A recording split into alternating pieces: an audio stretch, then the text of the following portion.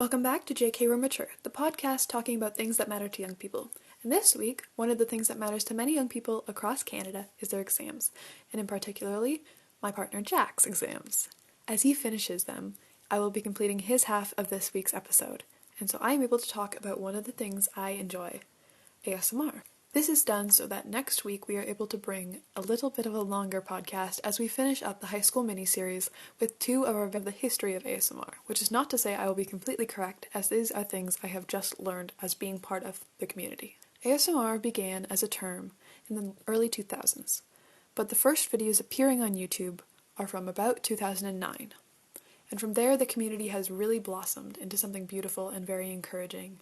ASMR is used by many people for relaxation, for entertainment, for trying to sleep, but there are people who use it as an escape from anxiety, especially now, as well as having someone by your side and an escape from depression, loneliness, or to learn eye contact is one of the things I have heard from a few creators, is that having a safe space where you are able to practice your eye contact is very useful to some of these people.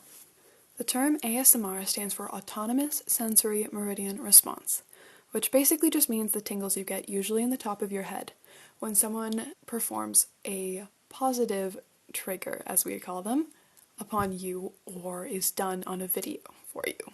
One of the things for me personally that is my more intense triggers are either the eye doctors or someone braiding or playing with my hair. Those usually give me ASMR, and it is a very interesting experience to try not to fall asleep in those situations. While ASMR is thought to be something you either have or you don't, you can still enjoy ASMR videos for their relaxation purposes, for the entertainment purposes, as there are a lot of ASMR creators and a variety of genres within this subsection of YouTube. While it is thought to be weird by many people at the beginning, and that is not to say there are not weird ASMR videos, it is generally a very loving community. When beginning your ASMR journey, a lot of people find it to be creepy or unsettling as someone pays so much attention to you.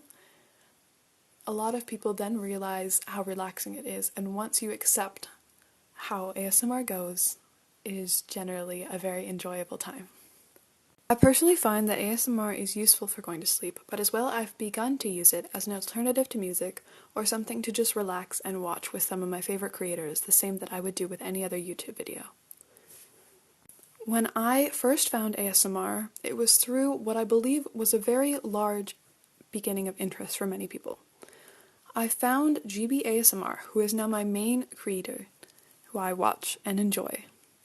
Her personality is wonderful, and I enjoy both her funny videos and her serious and more ASMR-focused videos. While there are weird videos in ASMR, as there is weird videos in everything, there are also many more mainstream videos, such as tapping, brushing, personal attention, and roleplays, which can be from many different characters and form many different ASMR triggers and versions that creators can enjoy and create. There are male creators, and they have found much success on YouTube, but the majority of the mainstream and more well-known creators are, in fact, women. ASMR today is much more widely known. Celebrities on YouTube try ASMR, or mainstream companies such as Reese's, as well as some car companies, having ASMR ads. A lot of people, they credit their first introduction to ASMR as the toy fixing scene in Toy Story 2, where Woody is repaired and restored. This is one of the things that many people found the community through and have brought ASMR into much more of a mainstream light. One of my favorite things about ASMR is how the creators are able to show their personalities through the same triggers and video ideas as many others when you find the basics of ASMR.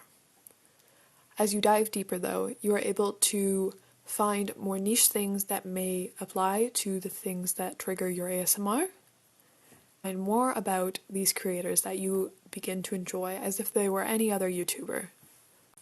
We come to the end of my episode. I hope you've enjoyed it, and I hope I see you next week for our finale to the high school series. Bye!